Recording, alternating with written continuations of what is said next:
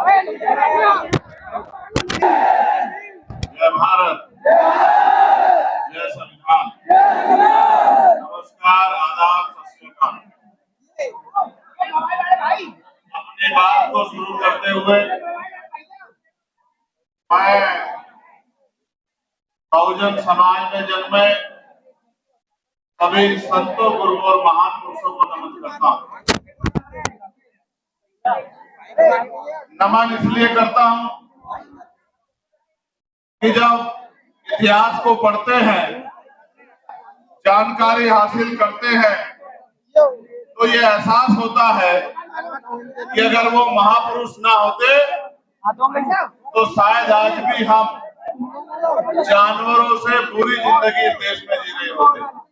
इसलिए उन सब महापुरुषों को जिनकी वजह से हमें जानवरों से के जीवन से निकलकर आत्म सम्मान, स्वाभिमान का जीवन दिलवाने का जो प्रयास संविधान के सफर तक हुआ है, मैं उन तमाम महापुरुषों को आगरा की इस क्रांति धरा से अपने श्रद्धा के सुमन अर्पित करता हूं, उनको नमन करता हूं। महामानव तथागत बुद्ध, संत शिरोमणि सतगुरु रविदास, गुरु नानक देव, भगवान वाल्मीकि महाराज, गुरु घासीदास, गुरु कबीर, नारायणा गुरु, उनके साथ साथ राष्ट्रपिता ज्योतिबा फूले। आपने राष्ट्रपिता ज्योतिबा फूले, मां सावित्रीबाई फूले के जीवन में बनी मूवी देखी? देख के कुछ समझ आया? कौन था जो चाहता था कि आप पढ़ ना पाए? कौन था जो चाहता था कि आप मुख्य धारा में ना आए? और कौन था जो चाहता था कि आप जानवरों के जिंदगी से निकल के और इंसानों की जिंदगी प्राप्त करें? प्यारे साथियों, मैं इस क्रांति धरा से एक बार पुनः राष्ट्रपिता ज्योतिबा फूले और मां सावित्रीबाई फूले और सम्राट अशोक को बहुत बहुत नमन करता हूं। प्यारे साथियों, छत्रपति साहू महाराज जो आरक्षण के जन्मदाता थे, जिन्होंने 1902 में आरक्षण की व्यवस्था की कमजोर वर्गों के लिए, डॉक्टर बाबा साहब अम्बेडकर जो नारियों के मुक्तिदाता थे, गरीबों के भाग्य विधाता थे, जिन्होंने संविधान लिखकर आपको, मुझे और मुझ जैसे करोड़ों लोगों को, इस देश की तमाम जातियों की महिलाओं को मुख्य धारा में आने का, डॉक्टर, इंजीनियर, IAS, IPS, वकील, जज, विधायक, सांसद, मंत्री, मुख्यमंत्री, प्रधानमंत्री, राष्ट्रपति बनने का अधिकार किसने दिलाया? ऐसे हेलो, माइक चेक। को हम लोग नमन करते हैं। आप को, जननायक ठाकुर को, चौधरी महाराज भारती को, रामचंद्र वर्मा को, संतराम प्रजापति जी को, परमानंद लोधी जी को, मां फातिमा शेख को, मां मंतिका बाई लोधी को, मां सरकारी बाई को, तमाम वो वीरांगनाएं जिनका योगदान रहा है, अहिल्याबाई होलकर, मान्यवर दीना भाना वाल्मीकि जी और मान्यवर साहब श्री काशीराम जी को भी मैं के चरणों में नमन करता हूं। प्यारे साथियों, आगरा से मेरा लगाव बहुत गहरा, आगरा से मेरा प्यार भी बहुत गहरा,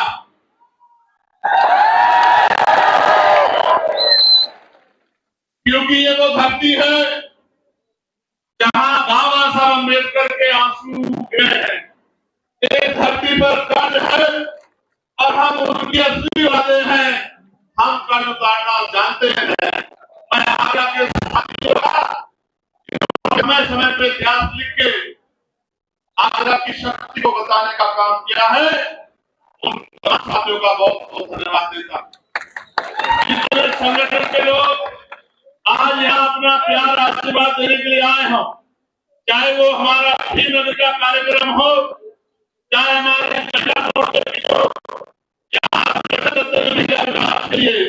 चाहे उनके हमारे नेता कार्यकर्ता हो, चाहे हमारे व्यापार मंडल के साथी हो, चाहे हमारे लीगल सेल के साथी हो, चाहे हमारे अनुशासन समिति के साथी हो या हमारे भाईचारा समिति के साथी हो। मैं इस मंडल के सभी मंडल के, जिले के, विधानसभा के और गांव में अंतिम 2 व्यक्ति जो बाबा साहब अम्बेडकर का झंडा पकड़ के घूम रहा है, उन साथियों को भी बहुत बहुत धन्यवाद देता हूँ। साथियों, आगरा, और जब मैंने कहा कि आगरा से मेरा प्यार है तो उसका कारण भी बहुत बड़ा है। आगरा में बाबा साहब अम्बेडकर ने एक बुद्ध विहार जो चक्की पाट में बना था, वो अपने हाथ से जो है उसका उद्घाटन करने का काम किया था। वो हमारे धरोहर की गई है और यही बाबा साहब की अस्थियां भी रखी गई है कि आगरा ऐसे क्रांति धरा नहीं बना। कई बार खूनी संघर्ष में भी आगरा ने अपनी शक्ति का एहसास कराने का काम किया है। ये आगरा इसको देश जानता। मैं अपनी पार्टी के जो सम्मानित राष्ट्रीय कोर कमेटी के नेतागण भाई अमित कसाना जी, भाई सतपाल चौधरी जी जो मेरे साथ चल के आए, मैं उनका भी बहुत बहुत धन्यवाद करता हूँ। मैं हमारी पार्टी के प्रदेश के अध्यक्ष और प्रदेश कमेटी के तमाम नेताओं का भी धन्यवाद करता हूँ और मैं अपने भीम आर्मी के बहादुर भाइयों का भी बहुत बहुत धन्यवाद करता हूँ। अब उनको अगर वो मेरी बात पे मजबूती से पहरा दे दें तो मैं उनको ये भी बता देना चाहता हूं कि फिर उनके खिलाफ कोई अन्याय या गरीबों के खिलाफ कोई अन्याय नहीं हो पाएगा। सम्मानित साथियों, मैं चाहता था कि इस बात को मैं सबसे बाद में रखूं, लेकिन 2 दिन पहले जिस तरह का सलूक यहाँ की पुलिस ने हमारे कार्यकर्ताओं पदाधिकारियों के साथ किया है, मैं जनता की चोट पर यह कहना चाहता हूं कि हम स्वाभिमानी लोग हैं, न हम किसी पर अन्याय करते हैं और न कभी हम अन्याय सहते हैं। समय आने दीजिए, अन्याय करने वालों से सूद समेत हिसाब किया जाएगा। मेरी बात को अगर किसी ने कोई अपराध किया है उसकी सजा उसको कोर्ट देगा। आप अपराधी को गिरफ्तार करें, जांच करें, कोर्ट में रिपोर्ट पेश करें।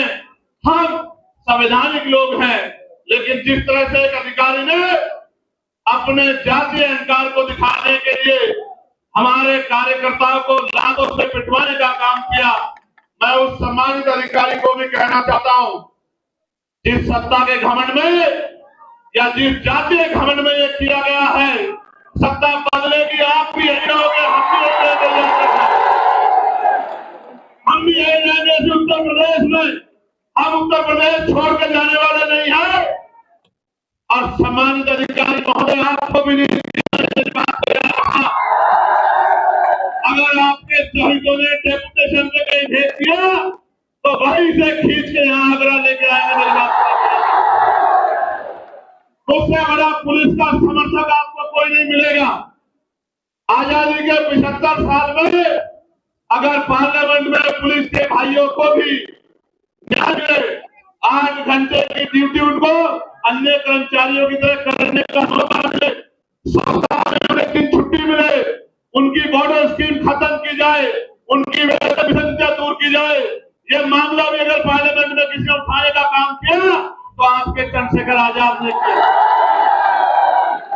आप अच्छा करोगे तो सर माथे रखेंगे, आपका सम्मान करेंगे, और अगर आप अन्याय करोगे तो अन्याय करने वाले अपराधी के साथ जिस तरह का सलूक होता है उसी तरह का सलूक आपके साथ होगा। इस बात को आप याद रखना। सम्मानित सर, प्यारे भाइयों, ये प्रबुद्ध सम्मेलन है जहां दूसरी पार्टियां एक जाति को प्रबुद्ध बता के प्रमुख सम्मेलन करने का काम करती है। और बाबा साहब अम्बेडकर के संविधान में जो समता समानता की बात की गई है, उस समता समानता को नीचे दिखाने का काम करती है। ये बताने का काम करती है कि देश में एक ही जाति एक ही धर्म प्रबुद्ध है और बाकी लोग प्रबुद्ध नहीं है।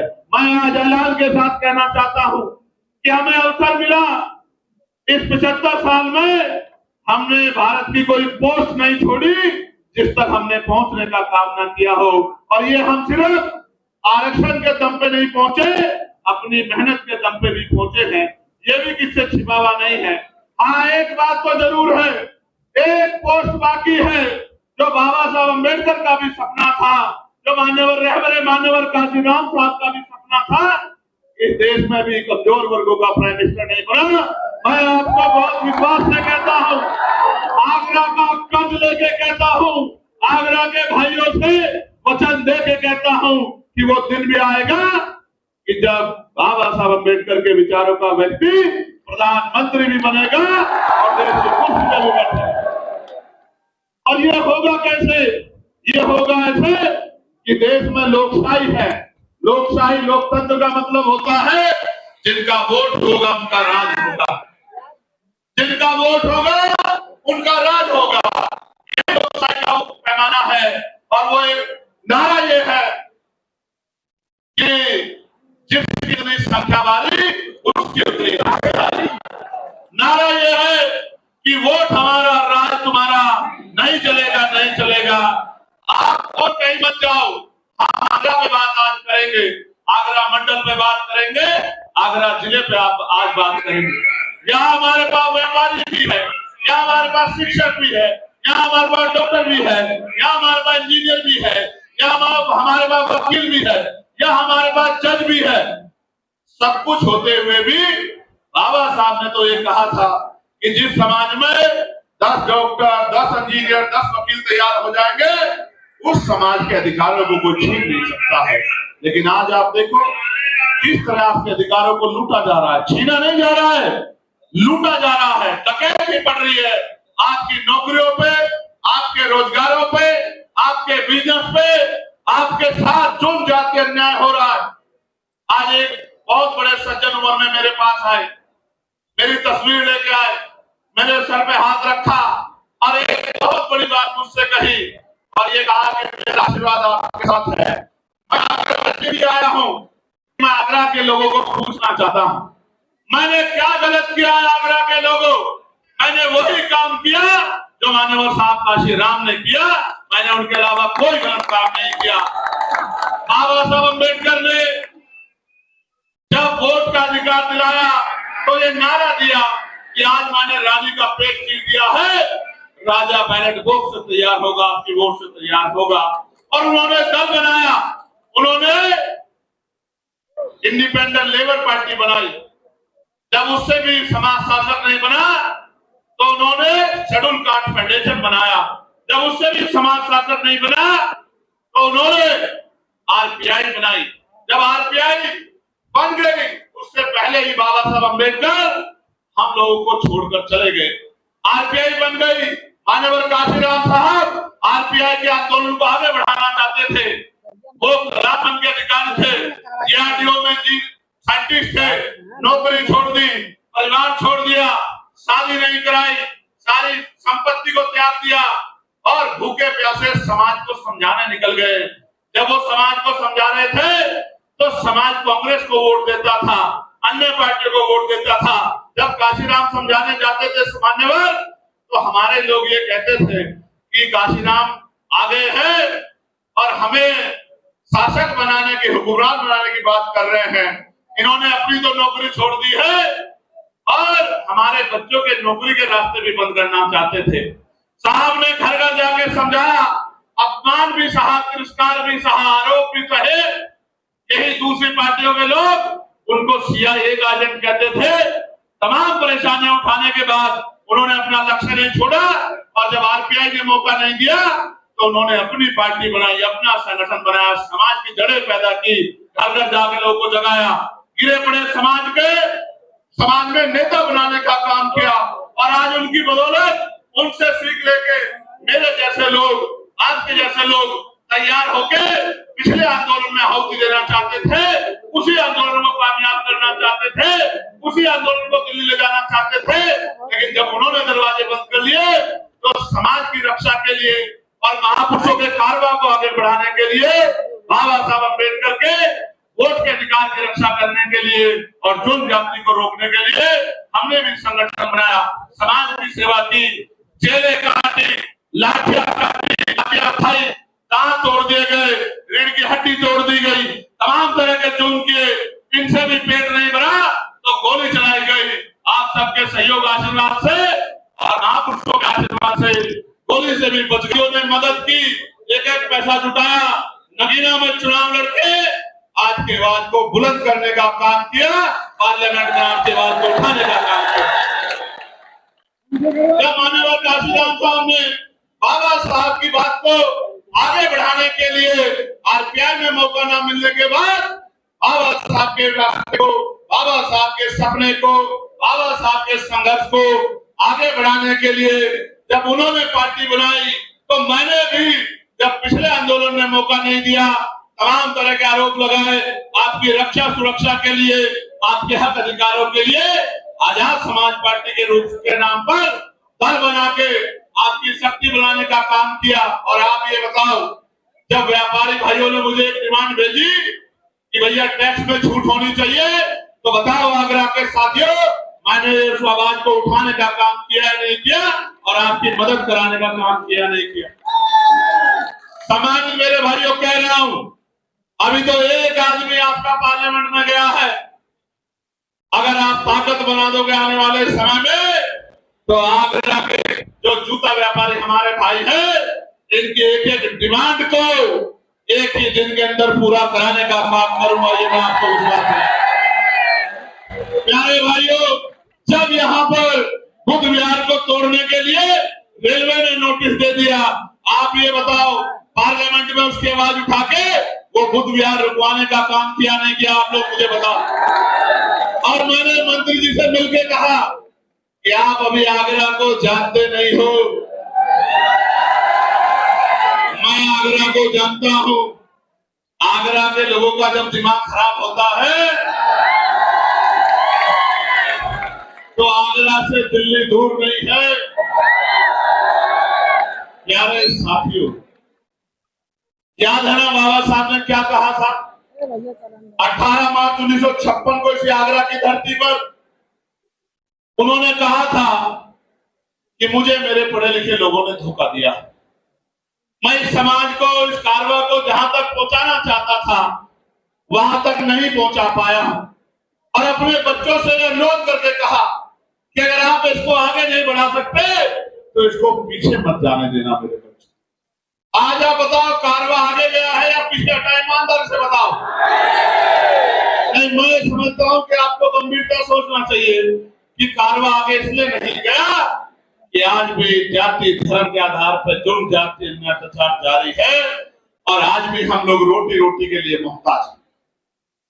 आज भी हमारी बहनों का अपमान होता है। अभी आपको कुछ दिन पहले याद होगा कि मुझे मथुरा आना पड़ा था।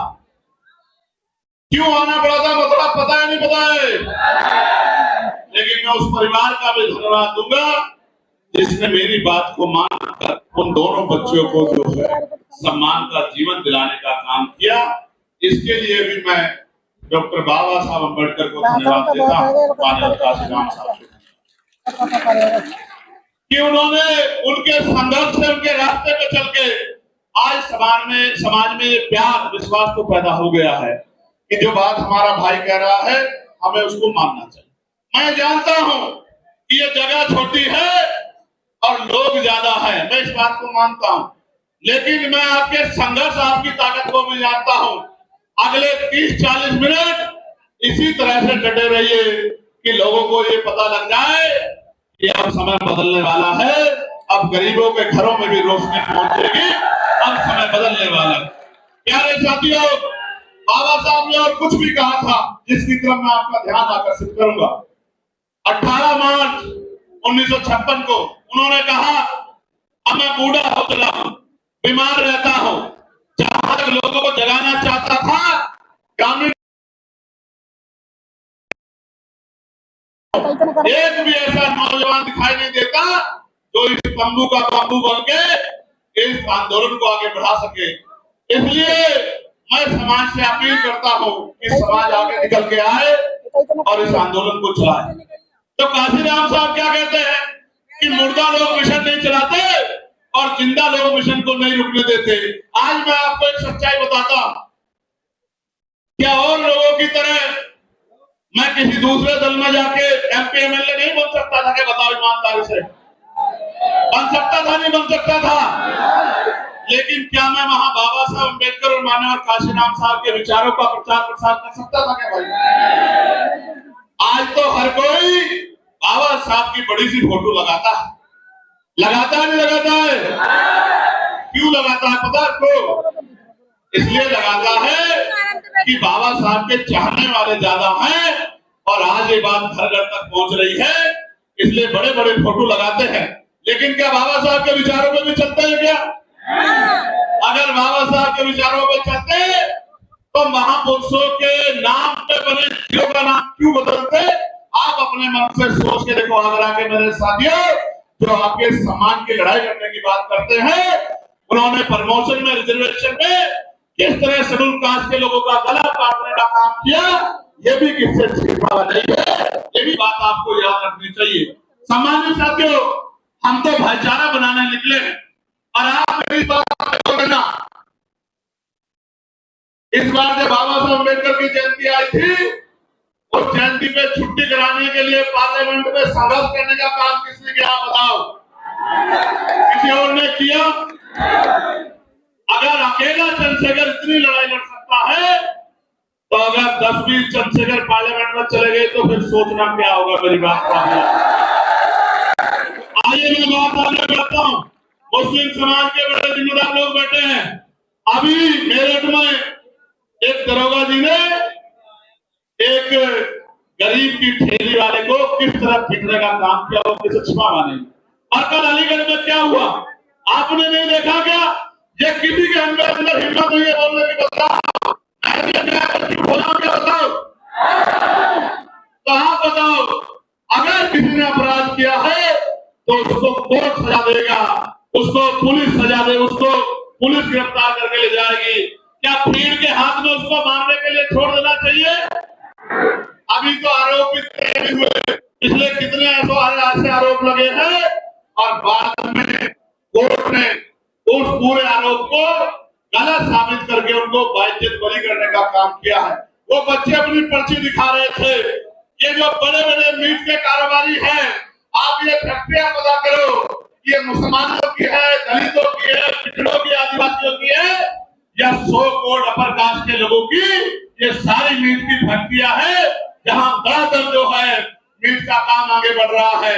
उन बच्चों को किस तरह मारने का काम किया और ये मारपीट पुलिस की जानकारी में, पुलिस की सुरक्षा में हुई। जब रक्षक अपना काम छोड़ देगा तो फिर ढाल उतरनी तो लाजमी है। आज बारातें रोकी जा रही है, आज आपके अधिकारों को लूटा जा रहा है। किसान भाइयों को कहा गया कि आपकी आमदनी दोगुना कर देंगे, आपको सब्सिडी देंगे, यूरिया में जो वजन होता था वो कम कर दिया, पैसे बढ़ा दिए, DAP में पैसे बढ़ा दिए और तमाम जगह लाइन लगती है। गर्मी में, सर्दी में, बारिश में किसान परेशान होता है और उनसे कहा गया बिजली के दाम कम करेंगे, कोई दाम कम नहीं करे, बिजली का बिल माफ करेंगे, कोई बिजली का बिल माफ नहीं किया और किसान परेशान है और सुसाइड कर रहा है। और किसानों के हित से बताने वाली सरकार चैन से पड़ के सो रही है। नौजवानों से वादा किया कि आपको रोजगार देंगे, आपको स्किल डेवलपमेंट करेंगे, आपको तरक्की देंगे, लेकिन आपके उत्तर प्रदेश में कोई एक भर्ती ऐसी बताओ जिसमें घोटाला ना हुआ। भर्ती बाद में आती है, पहले पेपर लीक हो जाता है, नहीं हो जाता है? भर्ती बाद में आती है, पेपर लीक हो जाता है।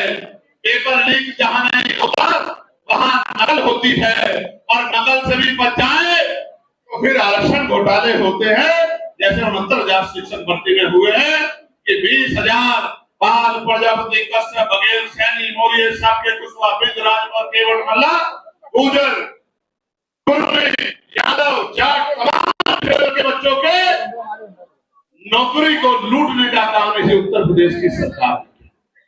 प्यारे भाइयों बहनें सुरक्षित नहीं है। अखबार पढ़ के देखो, आज इस मंच पे बहुत सारी बहनें बैठी हैं। एक बार जरा सामने चढ़ जाओ। आज इस मंच पे इतनी सारी बहनें बैठी हैं। एक बार मैं बहनों से कहूंगा जरा हाथ ऊपर एक बार खड़ा कर ले। ईमानदारी से बताओ कि आज महिलाएं बहनें सुरक्षित है उत्तर प्रदेश में? आज बहनें सुरक्षित नहीं है। अखबार पढ़ लो, रोज किसी बेटी का रेप हत्या होती है, किसी को मार के लटकाया जाता है। आप ये बताओ ये कैसा सुशासन है जिसमें गरीबों की बच्चा सुरक्षित नहीं है? मैं आज आपसे कह रहा हूं, ऐलान करके कह रहा हूं, डंके की चोट पे कह रहा हूं, एक बार मौका मिलने दो। अगर किसी गरीब की बच्ची की तरफ किसी ने आंख उठा के देख ली, फिर मुझसे सवाल करना कि चंद्रशेखर भाई ये कैसे हो गया। जैसे प्रहलाद साहब कहते थे कि मैं तब उस प्रदेश को सुरक्षित मानता हूं जिस प्रदेश में रात के अंधेरे में भी महिलाएं कुछ मील तक अकेले घूम आए। यहाँ तो अब घर में सुरक्षित नहीं है, बाजार में सुरक्षित नहीं है, ट्रेनों में सुरक्षित नहीं है, सार्वजनिक स्थलों में सुरक्षित नहीं है। और तरक्की कहते थे महिलाओं की तरक्की करेंगे, 5 किलो अनाज पे लाके रख दिया कि ये अनाज के चक्कर में रोजी रोटी को भूल जाए, शिक्षा को भूल जाए, रोजगार को भूल जाए, अच्छी अस्पताल व्यवस्था को भूल जाए। कल ही मैंने देखा बलिया में शर्म से सर झुक गया।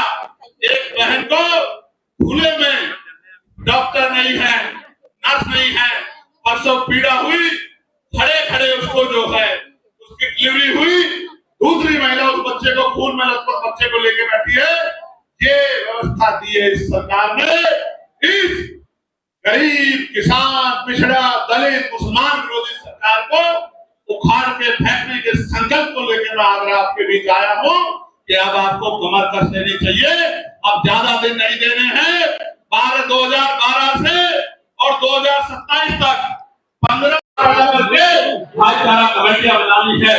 बहनों को जागरूक करके बहनों के सम्मान की रक्षा करते हुए उनके आने वाले कल को बताकर आपको उनको तैयार करना है।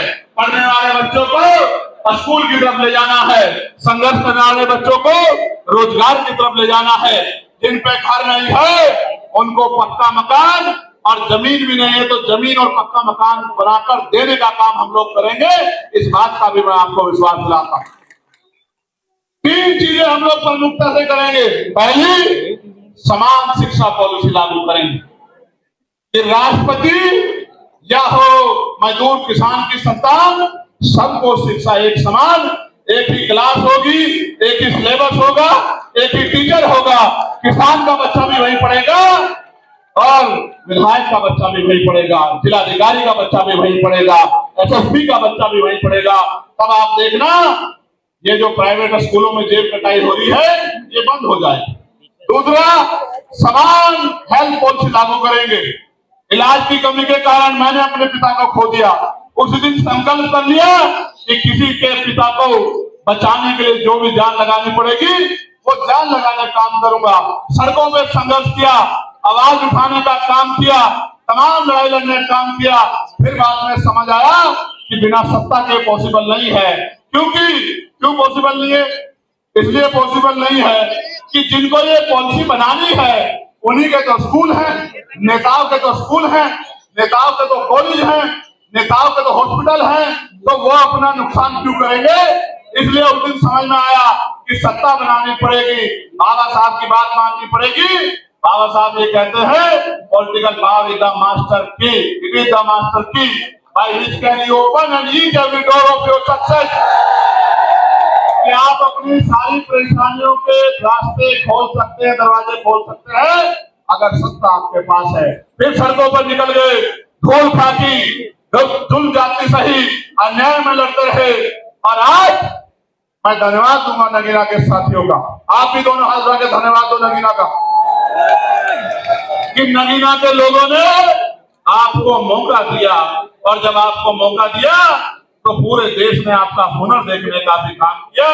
आज मैं मुस्लिम भाइयों को बता रहा हूं, 29 तारीख में मुजफ्फरपुर में, बिहार में वक्फ के विरोध में और पीटीएमसी एक्ट जो है, जो बोधगया पे अवैध कब्जा किया गया है, उसके विरोध में 29 तारीख को रैली है, जहां सब लोग चैन से बढ़ के सो रहे हैं। इस हक की लड़ाई को लड़ने का काम भी आजाद समाज पार्टी कांशीराम और भीम आर्मी कर रही है। ये बात भी मैं आपको बताना चाहता हूँ। हालांकि ये सच है कि मेरे पिताजी मुख्यमंत्री नहीं थे, मेरी माँ मुख्यमंत्री नहीं थी, और अच्छा भी है नहीं थी, वरना आप कहते कि ये तो चम्मच वाला है। मैं आपको कहना चाहता हूँ, ना मैं चम्मच वाला हूँ, ना आपको चम्मच वाला बनने दूंगा। आपको भी मान सम्मान की जिंदगी मिले, आपको भी रोजगार मिले, आपकी भी ताकत बढ़े, इसके लिए हम लोगों को संघर्ष करना पड़ेगा। प्यारे साथियों, आप मुझे बताओ, क्या इस लड़ाई को हमें कामयाब करना चाहिए, नहीं करना चाहिए? दोनों हाथ उठा के बताओ जोर से, करना चाहिए, नहीं करना चाहिए? क्यों करना चाहिए? इस बात के लिए जब तक हम पे ताकत नहीं बनेगी, थाने कचहरियों में हमें न्याय नहीं मिलेगा, अधिकारी कर्मचारी हमारी नहीं सुनेंगे, जो पॉलिसी हम लोग बनाएंगे वो पॉलिसी आप तक नहीं पहुंचेगी, उनका लाभ आपको नहीं मिलेगा। हर पॉलिसी को लेने के लिए आपको रिश्वत देनी पड़ेगी। ये बात भी मैं नहीं मानता सही, इसलिए हर पटल पे हमें काम करना है। तो आगरा के मेरे साथियों, इस पूरे आगरा मंडल के साथियों जो आज यहाँ पहुंचे हैं, और इतनी बड़ी संख्या में 92 में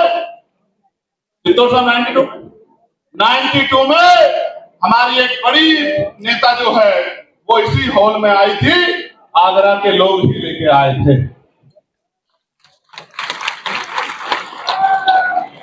अब उनको आप 92 में इस हॉल में लेके आए, फिर आपने उनको ताकत भी दी। अब मैं आपसे पूछना चाहता हूं, इस हॉल में तो मुझे ले आए हो, ताकत दोगे नहीं दोगे ये भी बताओ। देखो इस तरह समझो, इस तरह समझो, क्रिकेट देखते हो,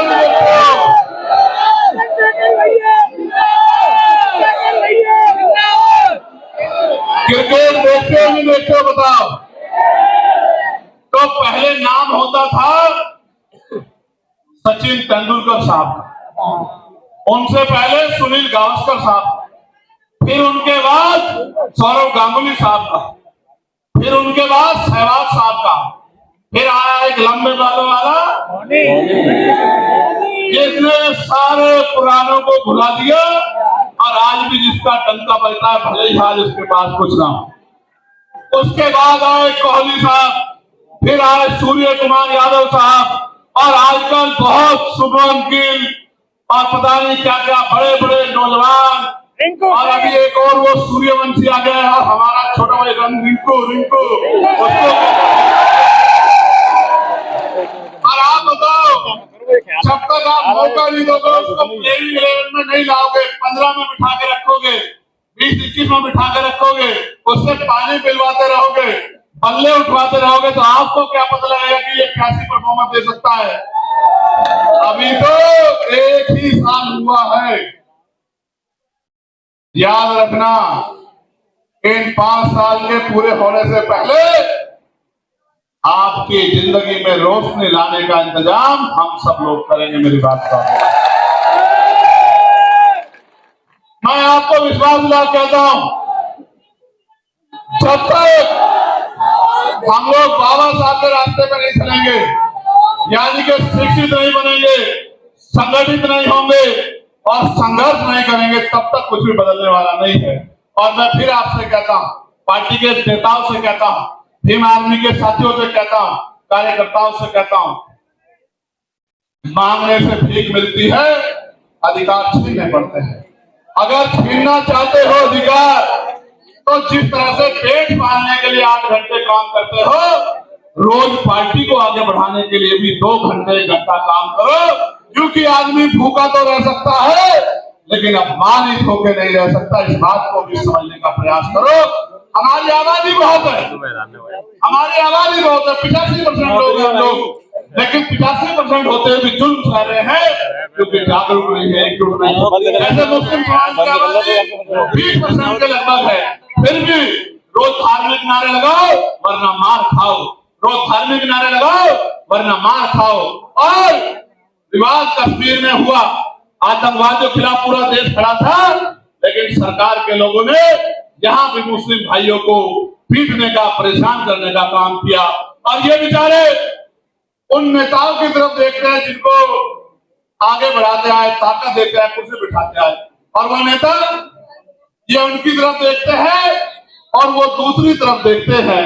उनको पता है कि ये कहीं जाने वाले नहीं है, ये फिर कभी हमारे पास ही आएंगे, तो इनकी आवाज उठाने का कोई मतलब नहीं मानता। मैं इनको कहना चाहता हूं, थोड़ी सी हिम्मत जुटा लो, मन पक्का कर लो, एक मौका चंद्रशेखर आजाद को दो। अगर दोबारा किसी नेता की जरूरत पड़ जाए तो फिर मुझे कहना। पिछले कुछ दिनों में अपराध की बाढ़ आ गई है, आगरा में भी सुन रहा हूं, जो आगरा हमारा किला था वहां भी बारात रोकी जा रही है। दिल में बड़ी तकलीफ थी, कार्यकर्ताओं पे हमला हो रहा है, कार्यकर्ताओं पे झूठे मुकदमे लगाए जा रहे हैं, दिल में तकलीफ थी। हर दिन इंतजार कर रहा था कि आगरा का दिन कब आएगा, आगरा का दिन कब आएगा। आज आगरा का दिन आया, आगरा का दिन तो आ गया। आजाद समाज पार्टी का दिन आएगा नहीं आएगा ये भी मुझे बता दो। अच्छा आप बताओ, अभी मेरे हाथ में ना ट्रांसफर करने की पावर, ना पोस्टिंग करने की पावर, ना नौकरी देने की पावर, ना रोजगार देने की पावर, ना जुर्म जाति रोकने की पावर। अभी मैं पार्लियामेंट में आवाज उठा सकता हूं और आपके लिए धूप में, छांव में, गर्मी में, आंधी में, तूफान में। और इसे छोड़ो साहब, मैं चैलेंज करके कहता हूं, मेरे खून का कतरा कतरा दे लो, अगर मेरे खून के बहने से आपको सम्मान का जीवन मिलता है, बाबा साहब का सपना पूरा होता है, तो खून का कतरा कतरा भी आपके लिए निछावर करने के लिए तैयार। क्या मुझे और कोई परीक्षा देनी है? अपने दिल पे हाथ रख के बताओ, क्या और कोई परीक्षा देनी है मुझे? तो सिर्फ नारे लगाने से काम नहीं चलेगा। जब तक आप बूथ कमेटी नहीं बनाओगे, भाईचारा कमेटी नहीं बनाओगे, अनुशासन पैदा नहीं करोगे, संगठन नहीं बनाओगे, विश्वास पैदा नहीं करोगे, लोगों के साथ व्यवहार बना के उनको साथ लाने काम नहीं करोगे, तब तक कुछ बदलने वाला नहीं। इसलिए बताओ, बदलोगे नहीं बदलोगे? सोच समझ के बताओ, बदलोगे नहीं बदलोगे? आप सोचो, ना स्कॉलरशिप मिल रही है, ना एजुकेशन मिल रही है, ना अच्छा इलाज मिल रहा है, ना रोजगार मिल रहा है, ना लोन मिल रहा है, ना टैक्स में छूट मिल रही है। मिल रहा है तो एक चीज सरकार में अपमान, अन्याय, जुर्म, जाति, और जो जमीनें हमें मिली थी उन जमीनों को भी लूटने का काम ये सरकार कर रही। तो इस सरकार का जाना जरूरी है नहीं जरूरी है बताओ? तो सोचो, सरकार चली गई, लेकिन अगर आपकी नहीं बनी तो आपके हिस्से में क्या आया? समझे नहीं समझे? भाई ये फोन इस हाथ में था, अब इस हाथ में चला गया, आपके हिस्से में क्या आया? आप बीच में खड़े हो जाओ दीवार बन के, ये ताकत इधर से जाएगी तो हमारे पास आएगी, इस बात को दीवार बन के खड़े हो जाओ। सुबह हो शाम, आप चाहे ईंटें उठा रहे हो, भट्टे पे हो, कोलू पे हो, रिक्शा चला रहे हो, कोई छोटी दुकान चला रहे हो, रेडी पटरी पे हो, एक ही बात आपके कान में गूंजनी चाहिए, जो बात आपसे कह के यहां से विदाई लूंगा कि हमें अपनी ताकत 2027 में बनानी है। ये बात आपके कानों में हर समय गूंजनी चाहिए। और 2-3 नारे आपको मेरे साथ लगाने हैं। तैयार हो? ये जो मंच के लोग हैं ये भी तैयार हैं नहीं तैयार हैं? हमारी सेना जिंदाबाद, भारतीय सेना जिंदाबाद, हमारे अर्धसैनिक बल जिंदाबाद, हमारे अर्धसैनिक बल जिंदाबाद, देश का किसान जिंदाबाद, देश का मजदूर किसान जिंदाबाद।